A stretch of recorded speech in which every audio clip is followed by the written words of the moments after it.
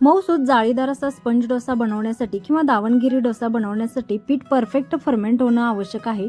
थंडीच्या दिवसात तर पीठ फर्मेंट होणं अवघडच असतं. आता या व्हिडिओमध्ये मी तुम्हाला एक सोपी पद्धत सांगणार आहे. याच्यामध्ये आपल्याला इनो किंवा सोड्याचा वापर अजिबात करायचा नाही पीठ फर्मेंट करण्यासाठी. जे तुम्ही प्रमाण घेता डाळ तांदळाचं सेम तसंच घ्यायचं आणि अगदी बारीक असं वाटून घ्यायचं. इथं दाखवल्याप्रमाणे अगदी फाईन पेस्ट करून घ्यायची आणि त्याच्यामध्ये आपण इथं ओला नारळ वापरणार आहे. आता सोबतच इथं पोहेही घेतलेले आहेत. मी 1 वाटी पोहे आणि जी अर्धी वाटी असते नारळाची ती घेतलेली आहे. ती पहिल्यांदा तर खोबरं बारीक करून घेतलेलं आहे आणि त्याच्यामध्येच पोहे टाकून परत ही बारीक पेस्ट करून घेतलेली आहे आणि ती आपण डाळ तांदळाची पेस्ट बनवली आहे त्याच्यात ॲड करायचं आणि मीठ टाकून चवीनुसार अशा पद्धतीने मी इथं दाखवल्याप्रमाणे हाताच्या मदतीने एका बाजूने सतत फेटून घ्यायचं आणि पीठ फर्मेंट परफेक्ट असं होतं. ज्यावेळेस आपण भिजवून ठेवतो 10 ते 12 तासांना अशा पद्धतीने पीठ तयार होतं आणि अगदी मऊसूत जाळीदार असे स्पंज डोसे किंवा कोणताही डोसा बनवून तयार होतो.